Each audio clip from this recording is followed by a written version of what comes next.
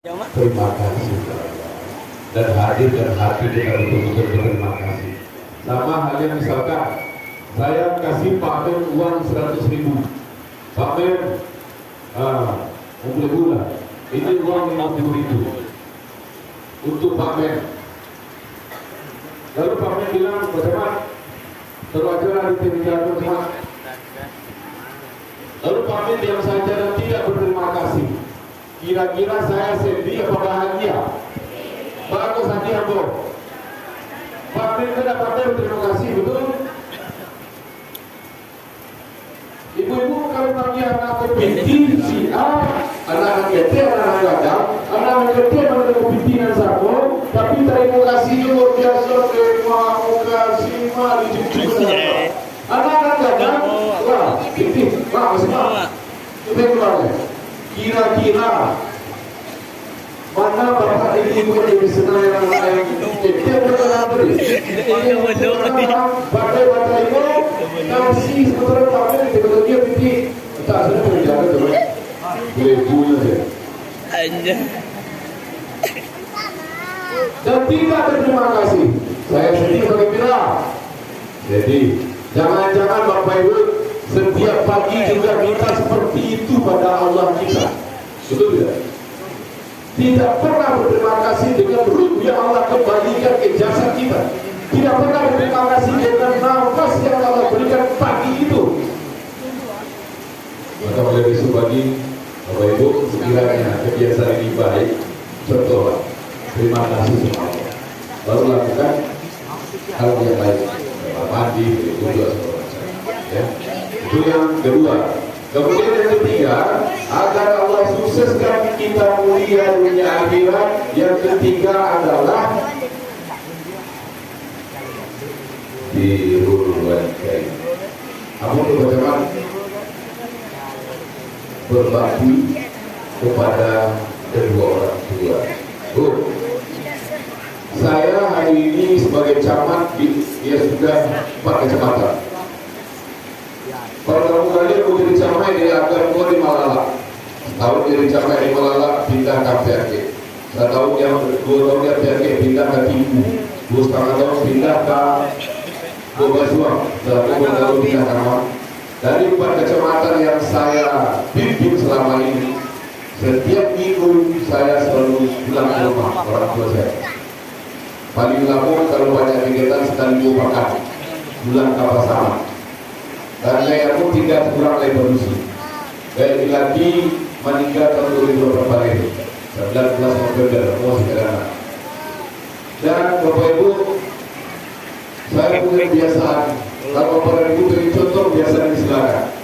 Dan bagi saya ini kebiasaan yang insya Allah baik untuk kita lakukan.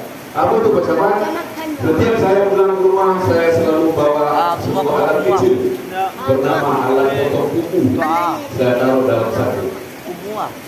Setiap pulang ke rumah, ibu yang saya panggil Umi, ya.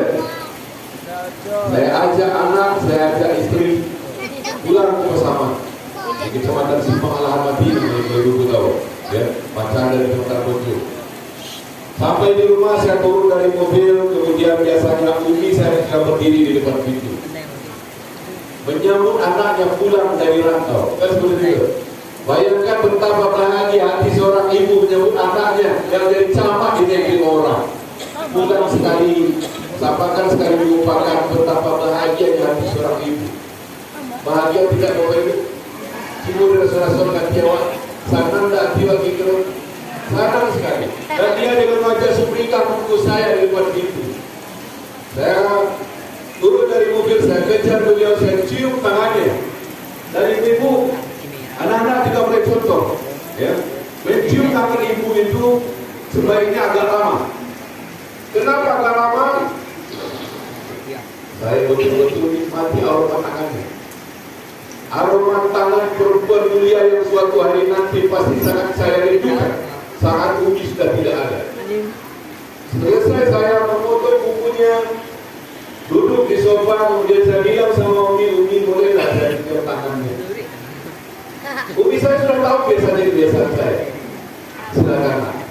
Ya Saya baca sumringah dan tersenyum mereka. Ya, kasih tangan, saya ambil alat potong buku satu persatu, bukunya saya bersihkan. Demi Allah saya bersihkan sampai ke kotoran yang melekat di sela-sela buku saya bersihkan.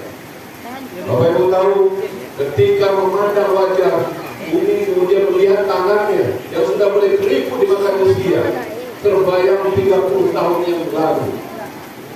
Tangan inilah yang membersihkan kotoran di tubuh saya.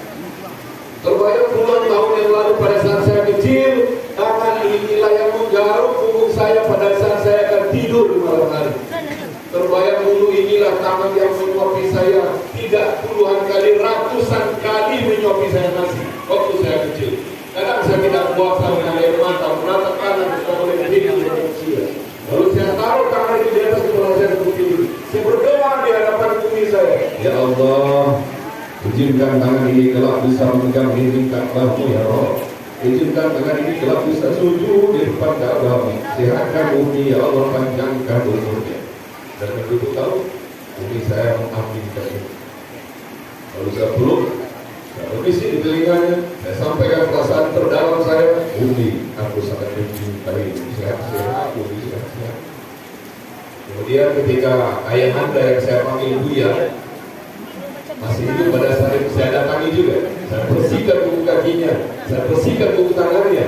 Selesai saya bersihkan, saya peluk dia dari belakang dan bertanya, berbisik di telinganya, Buya, apa yang paling Buya inginkan hari ini? Lalu dengan suara bergetar dia menjawab, nah, Buya pengen sekali sholat di depan Ka'bah. Nah, Buya pengen sekali. Sebelum nanti Buya pakai kain kafan, pengen sekali pakai, merasakan gimana nikmatnya pakai baju ihram. Nah, dengan suara bergetar saya lihat matanya bergerak. Lalu saya bilang, Buya, insya Allah tahun ini Buya berangkat ke tanah suci. Bapak Ibu, kadarullah, atas izin Allah Subhanahu Wa Taala, bulan November Allah izinkan saya memberangkatkan kedua orang tua saya sampai ke tanah suci. Hari Selasa jam 11 pagi dia telepon saya tepat di depan Ka'bah. Telepon, nak, ini Buya. Nah, Buya mau berterima kasih. Nah, ternyata nikmat sekali bisa sholat di depan Ka'bah. Nah, nikmat sekali bisa sujud di depan Ka'bah. Terima kasih. Nah, dan mendengar itu dada saya bergetar, Bapak Ibu. Bayangkan seorang ayah berterima kasih pada anak kandungnya karena sudah diberangkatkan ke tanah suci. Makanya anak-anakku sekalian yang kalian masih kecil hari ini, mudah-mudahan kelak Allah berikan kalian kesempatan memberangkatkan orang tua sampai ke tanah suci. Amin. Nah, maka saya meyakini bahwa lahir dan kami malam kafatul inna zalila syahid. Sesungguhnya siapa-siapa yang bersyukur akan rahmat Allah, Allah tak. Dan bagi yang tidak bersyukur ingkar, inna zalila syahid, sungguh azab sangat pedih. Nah, mulai besok pagi, mari kita tingkatkan kebersyukuran kita pada Allah. Gimana caranya Pak Camat? Sebagai seorang bunda, sebagai seorang ibu, ketika mata dibuka di pagi hari, kita tingkatkan kebersyukuran kita pada Allah. Gimana caranya? Saat kita mata kita buka di pagi hari, kita berterima kasih pada Allah. Terima kasih Allah, Engkau masih izinkan mata ini bisa memandang anak-anak Anda di sekitar kita. Sebagai seorang suami, kita tinggalkan kebersyukuran pada Allah dengan cara apa? Ketika mata kita buka di pagi hari, berterima kasih pada Allah karena Allah masih berikan kesempatan bisa memandang wajah pasangan ada di samping kita. Bukankah hari ini ibu-ibu banyak orang-orang yang bangun dalam keadaan sendiri? Ada tidak orang yang bangun pulang saja? Tidak ada lakinya, tidak ada anaknya. Ada tidak seperti itu? Tapi hari ini banyak di antara kita yang Allah melancarkan hidup kita. Ada pasangan di dekat kita, ada anak-anak di rumah kita. Bukankah itu nikmat yang harus kita syukuri Bapak Ibu? Bagi yang dari Rabbi mematikan nikmat, maka nikmat Tuhan akan yang terdustakan. Tinggalkan bersyukur Bapak Ibu. Saya setiap bangun pagi dan saya pastikan kepada Bapak Ibu semua bahwa setiap pagi itu yang paling dulu bangun itu saya. Serius macam billah demi Allah, saya yang dulu pertama pagi. Ketika bangun pagi-pagi, yang saya lakukan adalah saya duduk sebentar di tempat tidur. Ngapain Pak Camat? Saya duduk ke kepala saya ngapain? Setelah baca doa, Apa bangun tidur? Ada yang tahu bangun tidur? Ada yang tahu?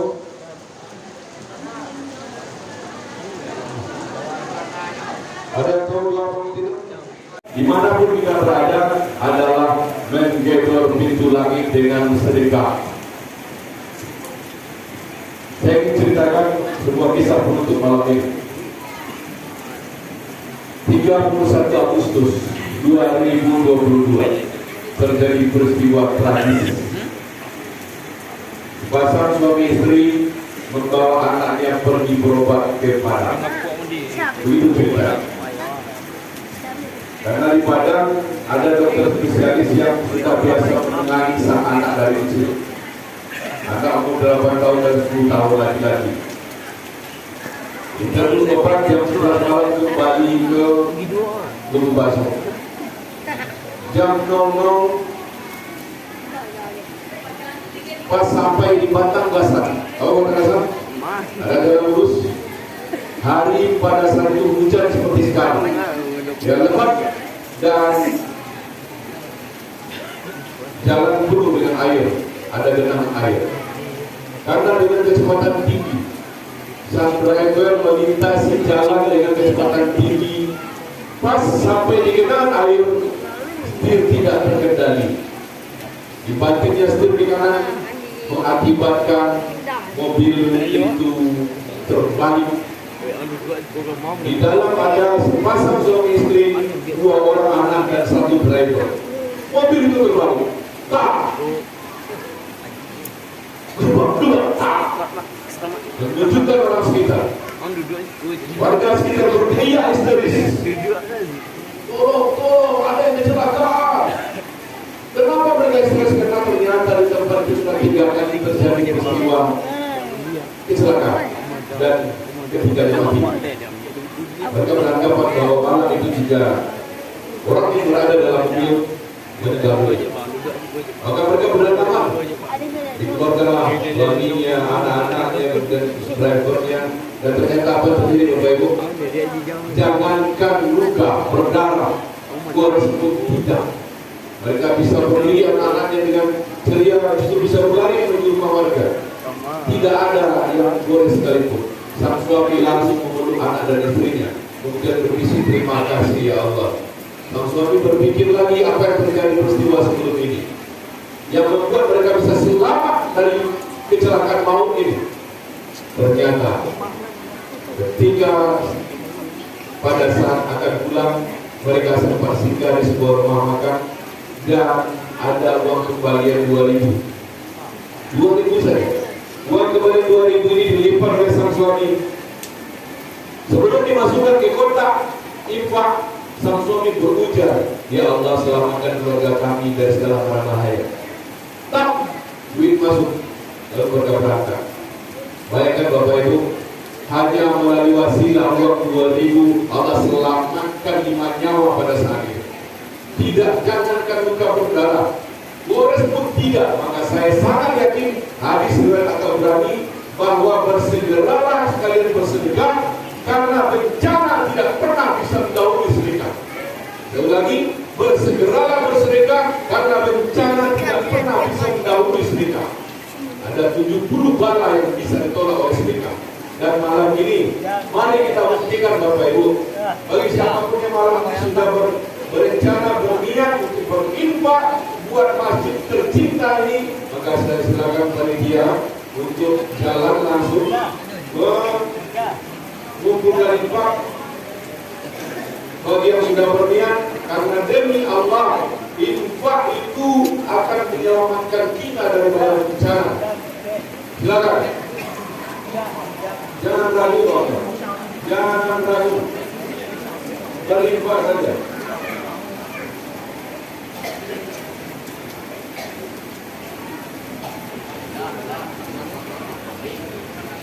Mak.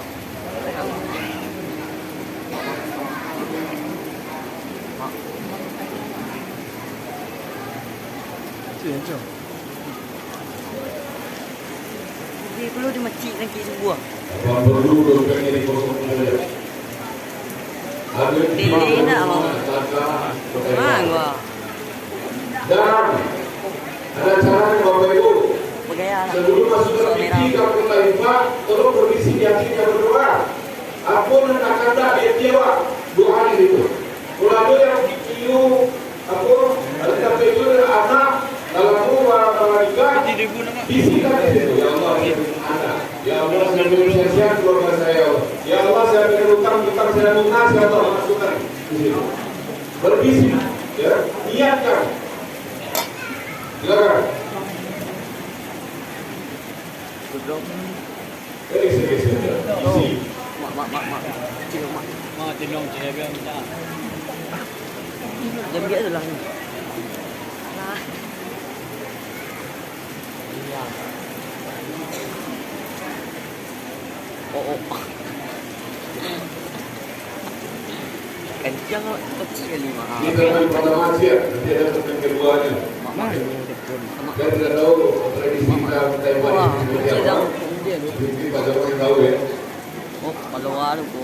Oi, maluangan jalan ani gagah yang tu. Datang makan satu silakan. Ikut Ada lagi. coba komen. Alah, Kalau saya, baik. Oh, sama. Sudah? Tiga orang mak tadi itu. Kalau sudah saya pikir kita tutup dengan doa bersama. Sumbiang Ya. tak luri tu. Ah, yang penting. Tamak. Banyak. Oh, lah. Baik, untuk mengakhiri majlis ini karena sudah jam 10:30, ya. Waktu juga yang batasi kita. Sama-sama kita perbaiki tempat duduk kita. Karena saya akan mengajak mereka untuk menghadap Allah, memanjatkan doa-doa kita, tentu kita butuh adab dengan Allah ketika kita berdoa pada Allah Subhanahu wa taala. Maka kita mulakan doa kita dengan mengucapkan umul Al-Quran Al-Fatihah.